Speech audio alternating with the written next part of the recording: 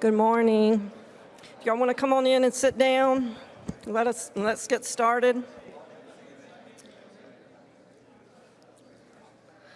Yeah, just come on in. If you need more coffee, coffee's back there all day. The drinks are on the back out in the foyer all day long, so you feel free to go refresh when you need to on that. But we are going to get started because we have a lot to cover today. So I want to welcome you to the Commercial Motor Vehicle Safety Research Summit, the Southeast, even though we have some folks from outside the Southeast, and we're very glad to have you too. My name is Rhonda Stricklin, and I work with the Alabama Transportation Institute here at the University of Alabama. And this is our third summit of this sort to host. We had our first one back in the fall, October of 2018. So we had a fall one, and then we had a spring one, the middle of May of 2022. So we tried the hot summer this time, and so you're going to get exposed to this Alabama heat if you're not from around here, but we'll be inside most of the time. So, but we have, this is our largest summit. We have about 200 registered. Everyone's not here yet. Some will be coming in tomorrow, but just want to thank all of you for taking time out of your busy schedules to be here. We really appreciate it. And we have people from different groups. You know, we've got our government group, we've got our law enforcement, we've got industry that we reached out to, and academia. We have some nonprofits, and so we really try to reach out to all these groups to come together at this summit to learn from one another and to get to know one another so that we can work together and accomplish more good. So we've always focused on partnerships at these meetings, so that's part of what we want to do here. We're certainly here to learn. If you picked up your little notebook at registration, it says learn, connect, enjoy, and that's a good summary of our goals that we want to do. We're here to learn from one another, learn about safety, what we can do to enhance safety, learn about the research that's being done that will enhance it and promote safety in the commercial vehicle world. And we do want to connect with people you know. It's so good to see old friends and reconnect with you, but also please try to meet some new people. That's one of the most important things, is to come together, meet new people. Again, let's see how we can work together to solve our problems, work towards greater safety, more safety. And then of course, we want you to enjoy it too while you're here. So we've got some things planned we hope will help you to enjoy. We've got a welcome reception tonight, and I'll talk about that in just a minute, a little bit more.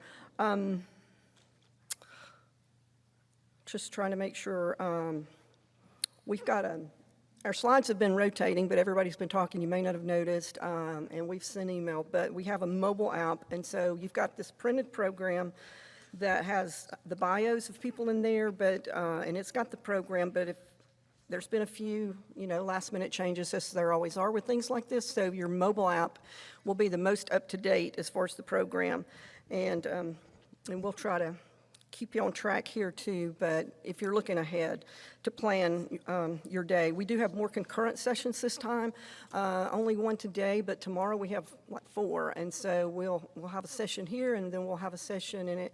If you're here before, it's not down the hall at Rast, it's going to be upstairs in Birmingham Central, but it's a very similar room, and it's just up, one little set of stairs. So we'll talk about those as we get to those, but that's just more opportunities to learn, but you'll have to make a choice on some of the sessions. There's also free wireless, and if you haven't gotten the password yet, it's posted on the wall in different places, and I can call it out real quick if you want to connect and you haven't yet, but it's thank with a capital T, thank, exclamation point, U with a capital Y-O-U, Sabin with a capital S, 17. So that is the password for the wireless. Okay, let's see. I said we had these various groups here. I specifically want to thank FMCSA, the Federal Motor Carrier Safety Administration, because we have a lot of people here from there, and they fund the summit. We wrote a proposal, and we got a cooperative agreement with the Federal Motor Carrier Safety Administration to host this summit because they see value in it. They see value in us coming together and talking about these things, and so I really want to say thank you to them for that. Let's thank them for that. And you'll be hearing more from them in just a minute, but I also wanted to invite you to the summit. I also just wanted to invite you to the University of Alabama if you've never been here before. It is a beautiful campus, and so if you have any time to just tour around the campus, we're going to do some tours this afternoon, and we're going to go to a couple of new facilities here on campus. Well, the driving simulator is not a new facility, but it is a new driving simulator. It's brand new. They haven't even done the ribbon cutting yet. So, and there is a flyer on your table about these, but I'm only mentioning it now because to give you a little time to think about it, but I don't want to take too much time. So just look at that flyer on your table. So you can be deciding and if you want to do one of the tours. We will have buses for you, so don't worry about any of the logistics. We've got all that handled, but we're going to have a group that can go to this new driving simulator. And Dr. Despina, she's here. There she is. So she is going to be hosting us there. She's over all of that program, and she will be over there to give you a good tour of that facility. And then the other place we're going is a newly renovated building, the Smart Communities and Innovation Building, where I get the pleasure of having my office. But we're going to visit the ALDOT Traffic Management Center on the first floor, and they're very, very busy today.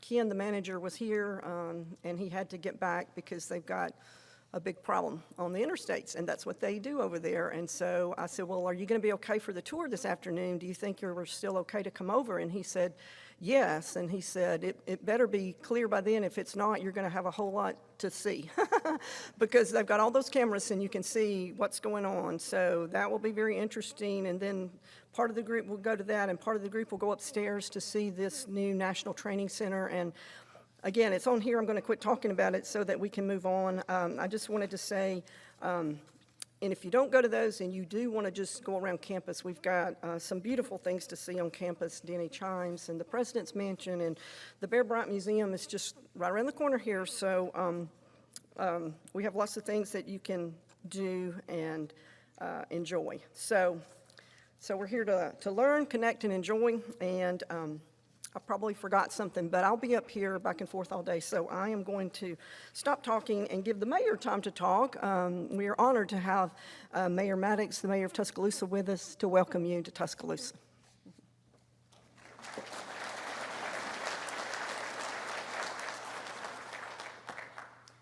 As you can tell from the Wi-Fi password, it is Holy Week here in Tuscaloosa. As we begin the football season. You know, in Tuscaloosa, we look forward to football season, and then we can't wait for it to end. As you can imagine, the resource deployment it takes for our city, more than 700 city employees are required of our 1,400 city employees over 3 days. It's an extraordinary logistical, public safety, public works, event and logistical management that is done by our team in coordination with the university. And as I like to remind my colleagues around the state, for about 16 days a year during football season, we become Alabama's largest city. And we're very, very proud of that. And we're also very, very proud that Alabama, through ATI, has become the home of transportation research. And you think about the seismic changes that are going to happen in transportation over the next 5, 10, 15, 20 years, it's really staggering. My grandchildren will likely never drive a vehicle. or if they do, they will have to go to a place like Talladega or Barber Sports to go get an opportunity to drive a vehicle. The changes that'll make in the insurance industries, the lodging, public safety, again, we can't even fathom today. What EV is going to continue to change, albeit slower than what I think everyone anticipated. You can certainly look at the balance sheet at Ford and see that, but it is still coming. And that, the alternative fuel source, whether EV or something else we can't even think of today, is going to continue to progress. That's going to have changes in fire and rescue. It's going to have changes in infrastructure, electricity grids, so many things, again, that are about to change. And much of that responsibility is going to fall on local governments who tend to bear the burdens of all the, the federal government has a great idea, the state endorses that idea, and then they pass all the costs to the local government. That's my 19 years of public service has taught me that. But that's okay, because that's where innovation can happen. We follow the lead of our federal and state partners, and then it's our job to make it happen for the people who pay our salaries. So we are excited about the research that you are going to bring forward to make our community safer. Just this Monday, we had what we thought initially was a hazmat spill that I can't give enough credit to ALDOT and to state troopers and to everyone else off an interstate. But that was just a reminder of how our transportation systems not only are great avenues for us to get from point A to point B, we also have to be very smart in how we protect our citizens who are traveling. And so what you're doing today with this Commercial Motor Vehicle Summit matters, and thank you for taking the time to do that. Lastly, let me do two things. One, I see many members of law enforcement out here. The men and women in law enforcement are unsung heroes. For 19 years, I've had the privilege of working with the Tuscaloosa Police Department. I see day in and day out what you guys do. I can't believe we can find people in our society who are willing to do what you do for the entire community. So to each and every one of you, thank you. God bless you. Stay safe in what you do every single day. Second, I want to embrace my role as mayor and tell you that progress is expensive. So we need you to spend a lot of money while you're here. Tuscaloosa is one of the fastest growing cities in Alabama. I mean, since my time, we've grown from about 34,000 people. We continue to grow and expand. And so we're very excited about that, but certainly it requires investment. And so we're excited you're here spending money. And so just don't stop at the reception tonight at Smith Hall. You just keep going Uber or Lyft or whatever you need to do, but you keep having fun, keep spending that money. And just remember this, I can only pardon misdemeanors. So anything above the misdemeanor level, you're on your own. I hope you guys have a lot of fun. God bless you, and God bless our city and state. Take care.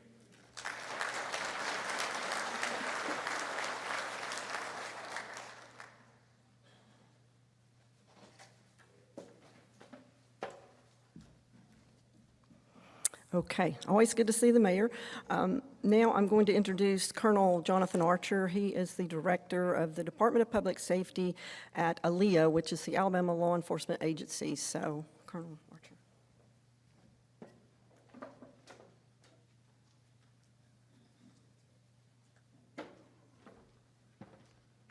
The mayor's a hard act to follow. I'll do my best.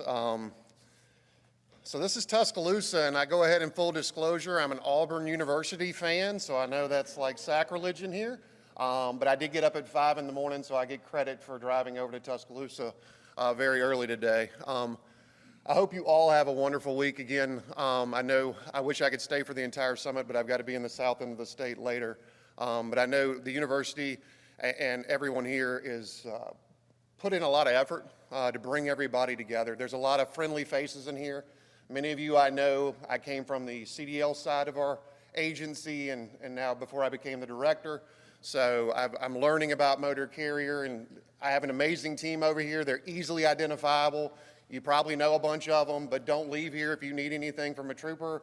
Something happens, they're easy to find. So we'll make sure we take care of whatever you got. Just a couple of quick stats for us that we all track in our agencies. For me, it's a big indicator for us in our efforts.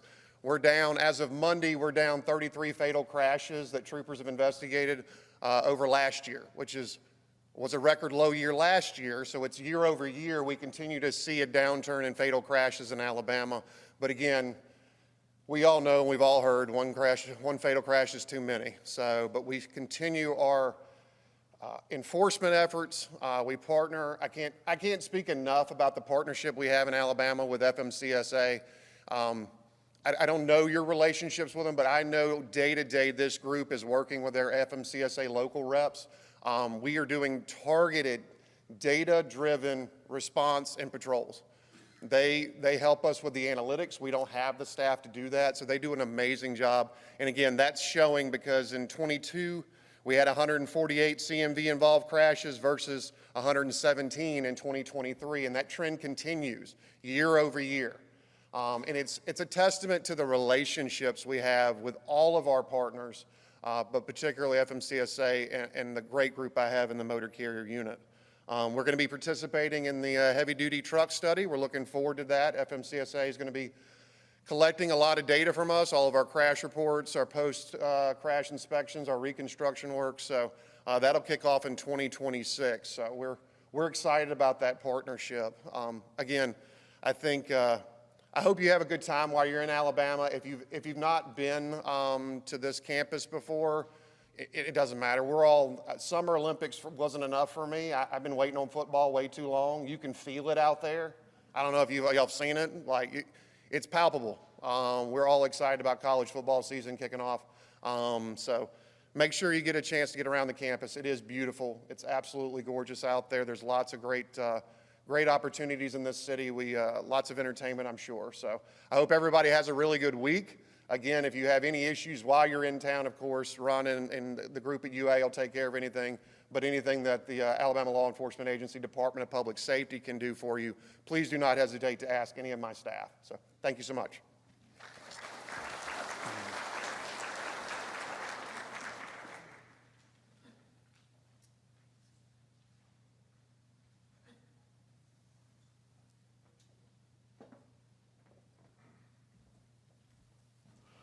Thank you, Colonel Archer. I know you had to drive a long way, and appreciate him being here and his staff.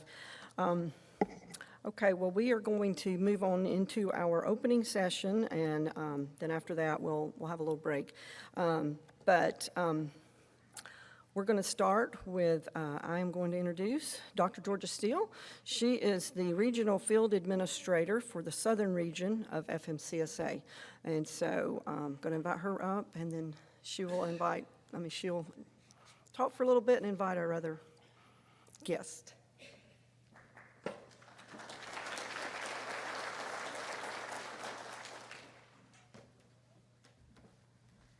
Keep telling myself I'm not gonna wear 4-inch heels when I come up on stage, but I still do it. Good morning, everyone. So I serve FMCSA as the Regional Field Administrator, leading and supporting the Southern Service Center team, but also our programs that cover 11 states, from North Carolina to Florida, over to Oklahoma. It is my pleasure to welcome you to the 2024 Southeast CMV Safety Summit here at the beautiful University of Alabama. So I went to USC, but the real one, University of Southern California, so it is on the other side. But I must say this is an absolutely beautiful campus, so thank you. So I joined the agency about 1.5 years ago, so this is my first summit, so be patient with me. I'm still getting used to, navigating and being a part of the team, but I'm just really thrilled to see the diverse group of individuals that are in this room. We're talking about people with expertise in the trucking industry, other private sector entities, nonprofits, academia, government agencies, all gathered here today to discuss and advance critical issues surrounding commercial motor vehicle safety. So I believe this summit is not just about a meeting of minds, but a true convergence of efforts to connect, to collaborate, and create new pathways for us to enhance safety on our roads. So the topics we're going to be exploring over the next 2 days are at the forefront of a shared mission, or what I look at as a shared mission, which is creating the future of transportation built on saving lives. So I'm confident that our collective work and expertise will lead to significant enhancements in the future of transportation. So for me personally, the commercial motor vehicle industry is not just a professional focus. It is personal because, when I was growing up in Jamaica, I didn't get up one day and say, I'm going to be the RFA for the southern region, but I am the daughter of a truck driver. And so while driving, on the island and seeing him in that big truck, I got to really see and understand firsthand the impact that our industry has on the lives of those individuals, but those that they support and also those that they share that roadway with. I know, as I saw growing up, that it was crucial for that safety for those behind the wheel, but also those around them. So that personal connection has helped to build my commitment to ensuring that our roads are as safe as possible, and I know you, every single person in this room, has that same passion. You're probably wondering, there's almost 200 people in this room, how do I know that? You're here. You want to be a part of the discussion. And so I believe that we're all ready to really help to partner to shape the future of transportation. So let me talk a little bit about what the region has been working on, because we have been busy. Over the past year, we have seen remarkable progress in CMV safety, thanks to collaborative efforts and partnerships with many of the people in this room, and we hope to continue expanding those partnerships. I am proud to share that in 2023, 10 of our 11 divisions in the region estimated having achieved a reduction in fatal crashes, a historic milestone. We've never had that as a region before.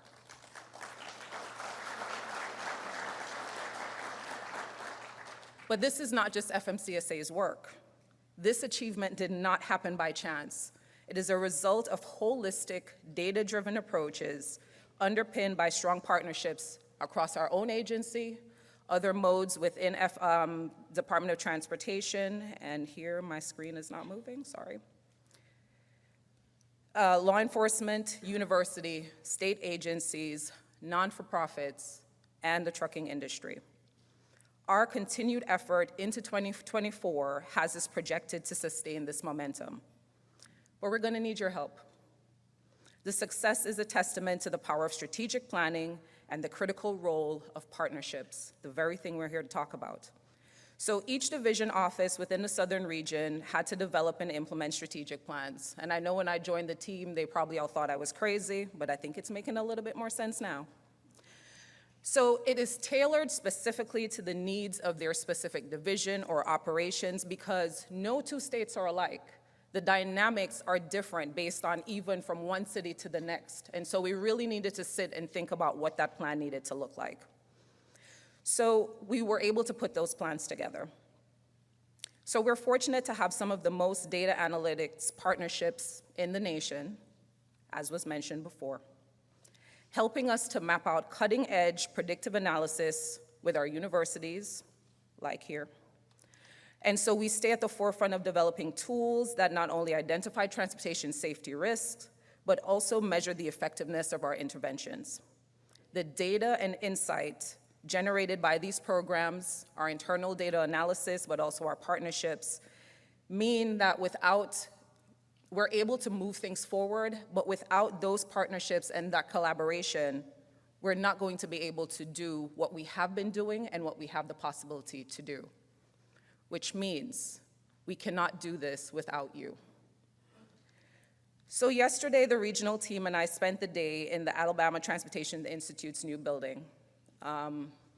We talked about stealing some of the ideas with the collaborative workrooms and so forth. So if you do have an opportunity to see it, you will see and understand why it was a really impressive, not just the external, but the internal portion of the building. But there was a message on the wall that really struck a chord with me. And it spoke to the values driving the future of transportation. It spoke to research, innovation, technology, and policy. I don't think those are abstract concepts. I look at them as pillars for what we have the ability to do and what we're going to be discussing this week over the course of the summit. The research done here and the research that continues to happen enables faculty, staff, students, and industry to collaborate across disciplines. It is vital to realizing the transportation system that serves everyone locally, nationally, and globally creates the infrastructure for that safe transportation that we're talking about. I also believe that innovation is key to propelling us forward, making it safer and more sustainable for efficient technology and transportation infrastructure. And speaking of technology, from smart infrastructure to connected autonomous vehicles, this gives us a promise and a possibility of transforming mobility and enhance economic development. And finally, with policy, that will guide our decisions, ensuring that we advance to make sure that we're doing policy implementation that is in the best interest of everyone. These values, I believe, perfectly align with the theme of our summit, transforming CMV partnerships. And like I said, nothing that we do can be done alone, so you're needed to do that. So as we look to the future, particularly in this region, it is clear that the future of transportation is not a distant concept. It is here. It is in this room. It is you. It is for us to shape it. So thank you for being here to do so. So now I'd like to introduce our next speaker, someone who has been a leading force in advancing transportation safety at the highest levels. Sue Lawless currently serves as the Chief Safety Officer and Executive Director for the Federal Motor Carrier Safety Administration within the U.S. Department of Transportation. She has more than 2 decades of experience in motor carrier safety in diverse industry and public roles. So please join me in welcoming our Executive Director, Sue Lawless.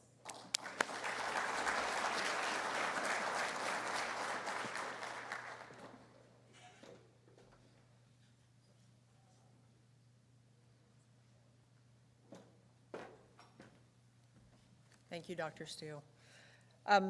So I'm sandwiched in between Dr. Steele and Darrell Ruban. Dr. Steele gave you a very good framework for what this conference is all about, but I wanted to talk to you from a personal level about what I've been doing lately and the partnerships that I have seen that have been working. Last week, I was at the National Truck Driver Championship as well as the CVSA Inspector Championship. And in participating in that event, in meeting with the inspectors, in meeting with the truck drivers who are competing at the highest levels to demonstrate what safe driving could be, and with the inspectors to show what professionalism could exist, what partnership could exist with drivers at the highest levels, there is nothing for me to say except that I was humbled to see how well everybody worked together towards the shared common goal that we all have of achieving safe commercial motor vehicle transportation. So to see that work at that level, to see 457 commercial motor vehicle drivers, each with over 100 million miles of safe driving experience, to see commercial motor vehicle inspectors who act with the highest degree of professionalism in partnership with the drivers, to see the symbiotic relationship between what the inspectors do and what the truck drivers do was a good lesson, I think, for all of us, because even though the inspectors have a job to do, they are a law enforcement agency, they interact with the drivers on a day-to-day basis, there is a degree of mutual respect that occurs in that relationship that I think we can all learn from. So at FMCSA, we are the agency that has probably one of the smallest budgets within the Department of Transportation, but undoubtedly the largest population of regulated entities that we are responsible for. And over the course of my experience with this agency, the one thing that I have seen is that we are dedicated to protecting the lives of every single person that drives on the road. That includes the truck drivers who are driving on the road and unfortunately lose their lives just because they are out there doing their jobs. Every single day in my job, I get a report of a significant crash. There are very few days that go where I don't get a report of a significant crash. And unfortunately, a significant crash for us, we have had to define as one involving 3 or more fatalities, a significant road closure, a release of hazardous materials. So that is not even all of the crashes that are happening where somebody is dying, or all of the crashes that are happening where somebody is being seriously injured. And what I see every day is a profound grief when I read these reports that someone has had to lose their lives either because they were traveling in a car to get to some place, or they were driving a truck and were going home or going for a delivery and they lost their lives. Recently, we've seen a spate of rear-end truck crashes, and we have been trying to evaluate at a headquarters perspective and at the regional level what we can do to try and prevent those crashes from ever happening again. We know that as the federal government, we cannot do it alone. We cannot effect change in behavior at the federal level without a certain level of buy-in from the people who are out there driving, the drivers. So the drivers have to understand that they are going to lose their lives, that what they are doing, the unsafe behaviors that they might be engaging in, are not worth the risk to them. We have to make them believe that the technological advancements that we are seeing within the industry are going to benefit them. And there is always, when you're talking about change, there is always a reaction to change that is not necessarily positive. So all of the technological advancements that you guys are going to be talking about, some of those today, they have the promise of really saving lives, of making a driver's life and a driver's job safer, of making it safer for us as people that share the roads with trucks safer. So, but there is a reluctance to adopt those technologies sometimes because they see the promise in them, but they also see, you know, this is the way I've been driving for the last 20 years. This is interfering with me. You don't understand. You don't do this for a living, which is true. I work from a place of empathy, but I don't drive a truck. I don't inspect vehicles. My job is to make sure that I have an appreciation for what that work is like, for what they do as drivers, and for what everybody does in the community, whether it's in law enforcement, whether it's in research. I need to appreciate what all of those people do and to do what I can do in this role to make sure that we work together to understand how we can impact change. Because as the Secretary of Transportation has said repeatedly, 0 is the number that we are all going for in terms of the number of fatalities in truck crashes. As Dr. Steele talked about in the southern region in particular, we've done a good job at starting to bend that needle towards the arc of 0, but we all know that we have a very long way to go. And we're not going to get there alone. It's going to take all of us to get there.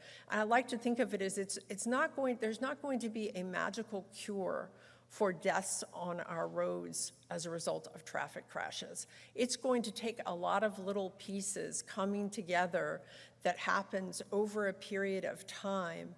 And then eventually, we're not going to normalize 5,000 people dying every year in crashes. That is not going to be something that we accept as a norm, as a thing we have to deal with in order to get goods on our table, in order for you to get your Amazon package. That is no longer going to be acceptable. So I do believe that even though people are like, you know, that is never going to happen. People have told me that it is a dream, it is a goal that is not attainable.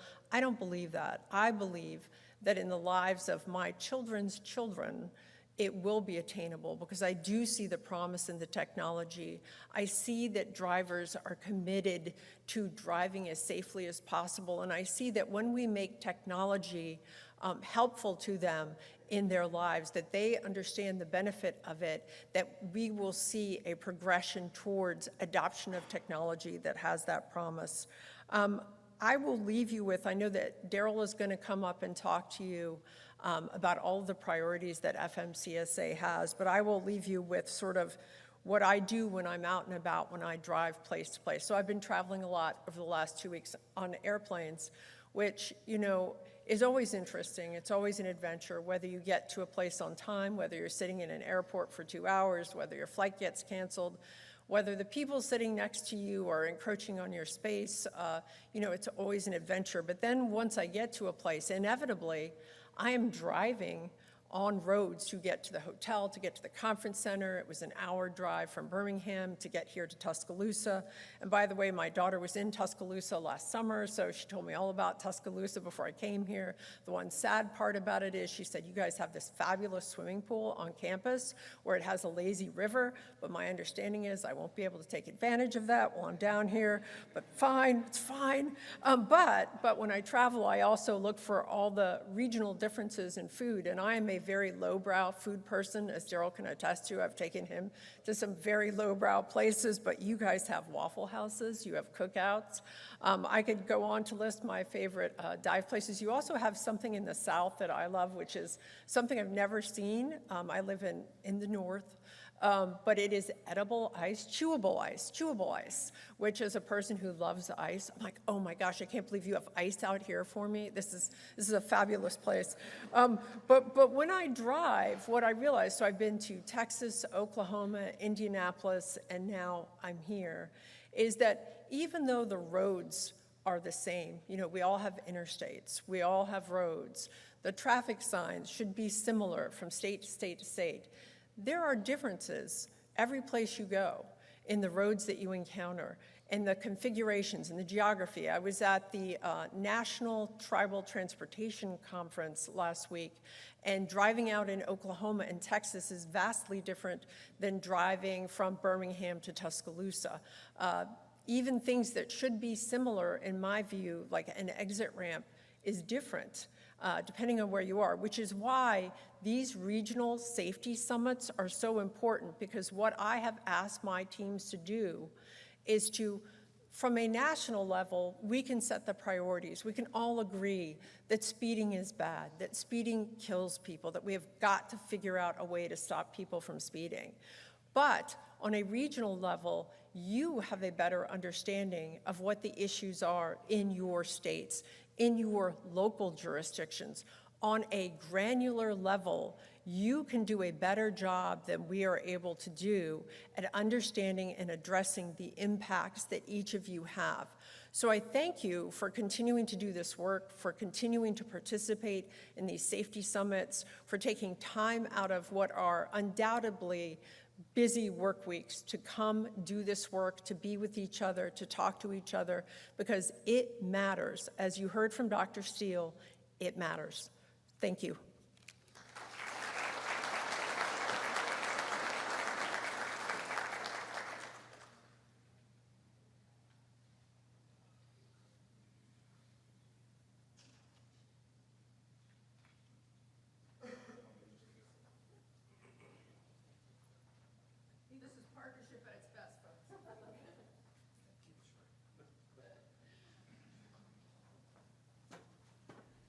So this is another example of, you know, planning gets the best of you. And so Darrell and I were like, am I supposed to introduce you?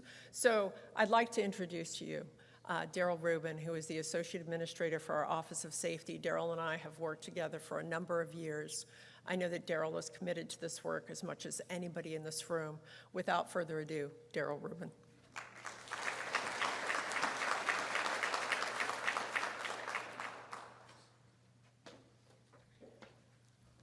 I'm not Darrell Ruban, sorry.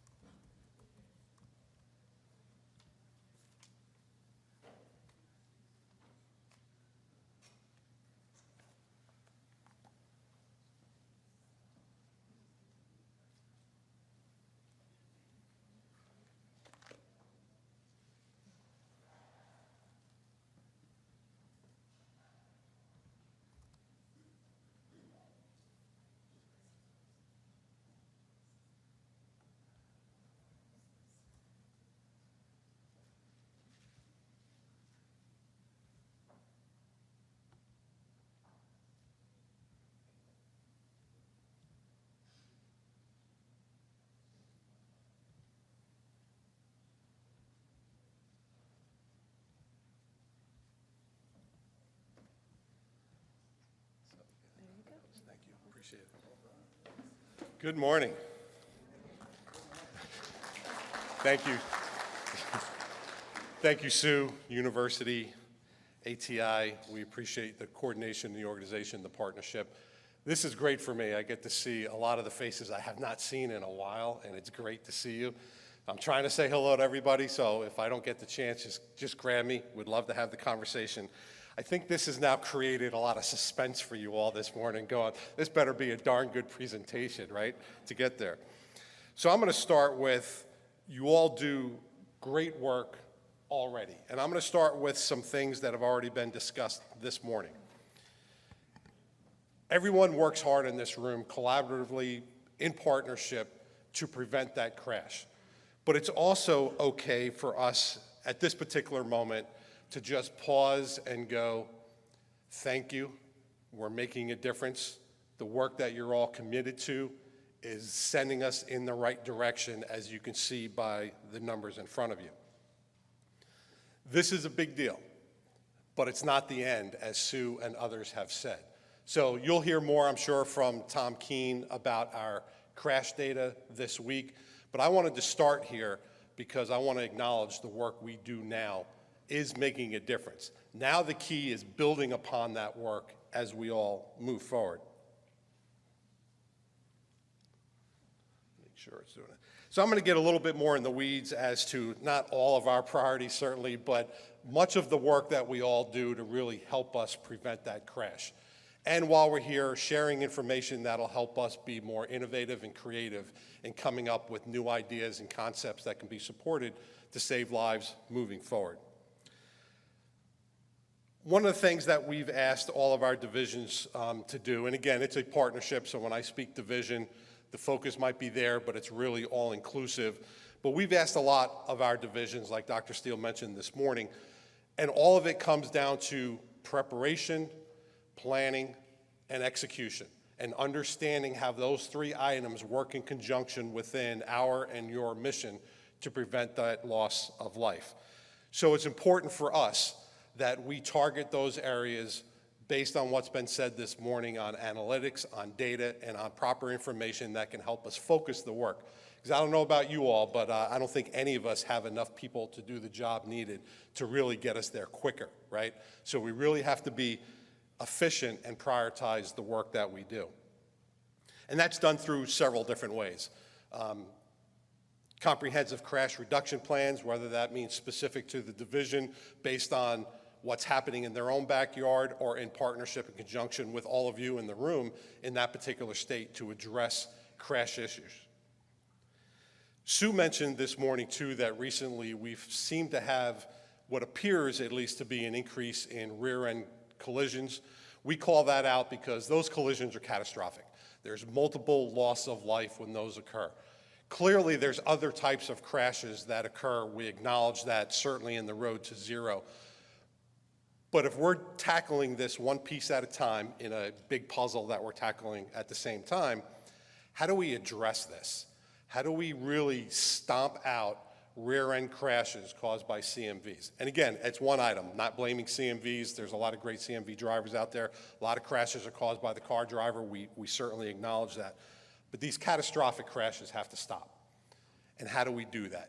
And I'm hoping that this week there's more discussion and opportunity and sharing of information that'll help us get there. I will say just very quickly, this is one area that technology can help us today. So we're not up here to endorse any particular vendor, manufacturer, whatever, but what I can tell you is that while we're working on technology to save lives tomorrow, there's technology that saves lives today. And how do we get that really more broadly accepted across the board so that it helps when the driver does unfortunately make that mistake, that it helps reduce or prevent the severity of that crash. To me, it goes hand in hand with distraction. Sue and I have had many conversations about distracted drivers and technology, and those two things go hand in hand, right? My focus, I say me, my opinion, focus has to be the driver, right? Technology is there to support safety, but it's not to replace the driver unless now you're talking autonomous vehicles and a different conversation. But at the end of the day, we want the best driver out there both passenger vehicle and CMV. And that's a challenge for us getting to that road to zero.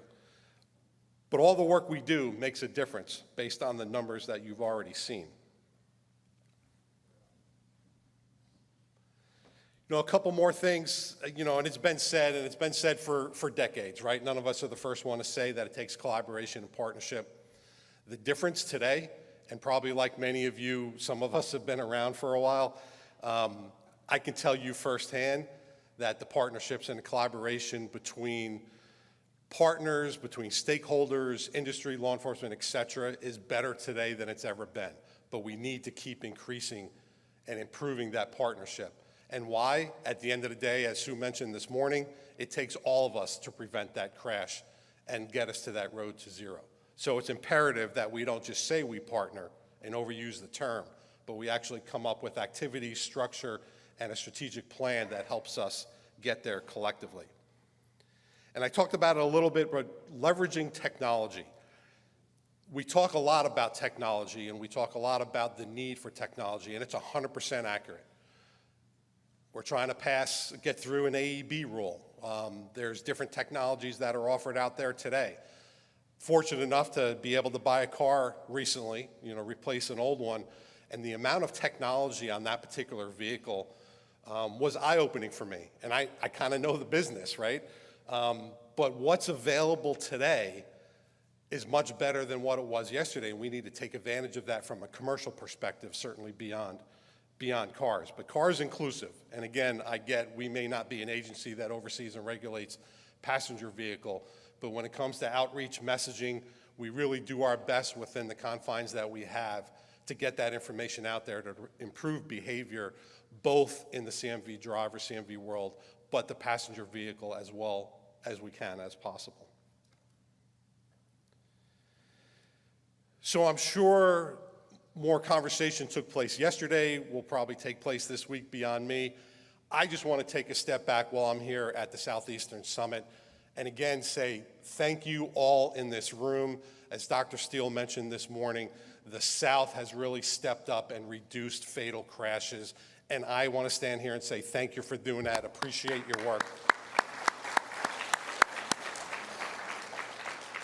And maybe my memory's going, but you know, on a national level, in the 35 years I've been here, this is the first time that I can recall that we've had this amount of reduction in 1 year from year to year.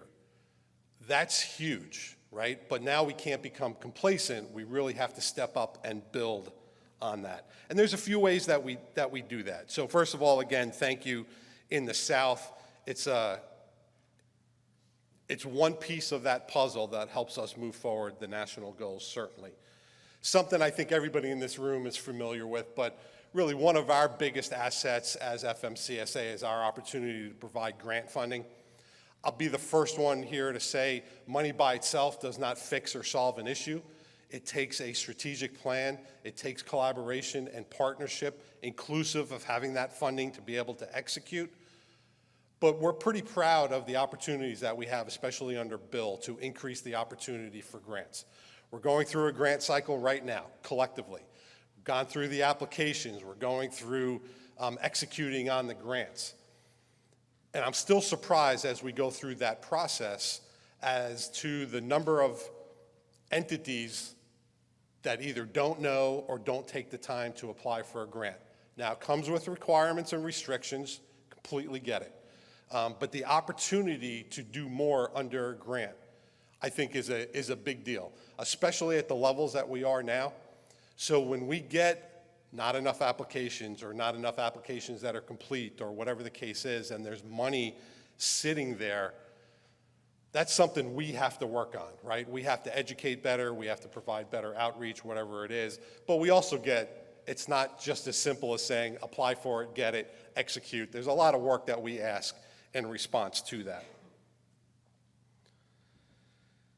You know, Sue mentioned where she was last week, and you know, one of the things under the secretary under this particular administration, and probably even before that, we want to provide outreach and really share information to as many communities across the country as possible, right? First of all, make them all aware of what opportunities exist. That's challenge one, which we've been working on very strongly for the last couple of years.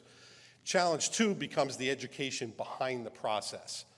So when we're looking at rural areas, we're looking at tribal areas, we're looking at this diverse land that we have in this country, how do we then leverage the types of grants that we have for these various issues around the country? So please, when you're all having conversations about sharing information on grant opportunities or applying, please take all that into account, because a life saved anywhere is a life saved, right? So it should be open and the opportunity there for everyone.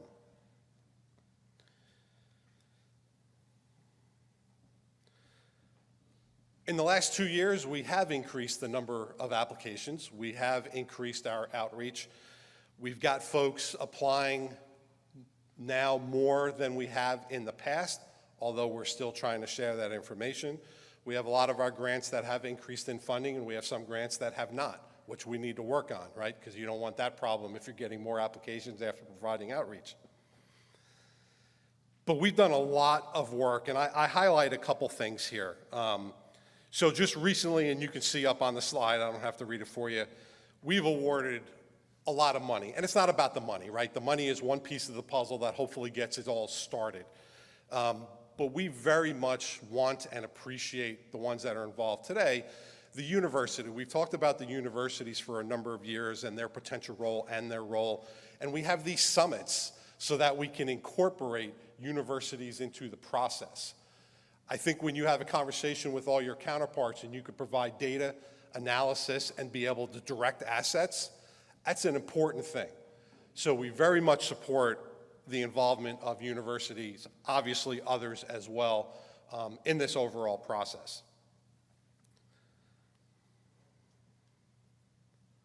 And again, you can see some of the examples up there. We certainly have our focus areas of work to include high risk. I know through various types of grants, some of that work can certainly be either inclusive of MGMT or supplemented in other ways. But for me, it's not about how we've done it for the last 10, 20 years. It's looking forward, kind of as Sue mentioned, down the road for our kids. What does this program look like in the future, and who's involved? And I think all of us would agree that reaching out to more folks, getting more people involved is a good thing, right? Because that, as mentioned before, creates more opportunity, more creativity, and more innovation, which is something that we strongly encourage. So just a couple examples. The next two slides I won't talk about, but I mean, obviously we've got awareness in a couple of areas for grants that we've been able to be successful in the process. Just again, sharing some examples. You guys probably know them better than I do, so we don't need to spend time on those. And I'm sure, as Sue mentioned, you all know National Roadway Safety Strategy. You know the Vision Zero goal. I'm not going to stand here and talk about NRS in any great detail. However, I'm going to talk about one particular item. And we could talk about them all, right? But there's really one that I want to highlight. And that comes down to safer people and safer drivers. And just one example, and you'll see it on the next slide. But for me, and I'm not going to throw a number or percentage out there, but I think it's safe to say the vast, vast majority of fatal crashes in this country are caused by the driver of whatever vehicle. Not to say that there's not other types, but I think the majority certainly would be contributed to the driver. We're looking at our own internal systems right now, our unsafe driving basic, different ways within our policies on how do we improve in this particular area, because I think there's room for improvement in this area, right? And there's a lot of great work that already happens out there, and some of it is the use of technology. And again, I throw out the opportunity, whoever is manufacturing or vending these things, cameras make a difference. Notifications in the cab that let a driver know that traffic is stopped right ahead of you is something you can take advantage of today. Don't care who's putting it out there, but that saves a life today. And federal government, it's very difficult and challenging to get a rule through to require all of these things. So I certainly ask all of you in all of your various industries, have the conversation. Some of it's a cost, certainly get it. But those types of technologies can certainly save lives today.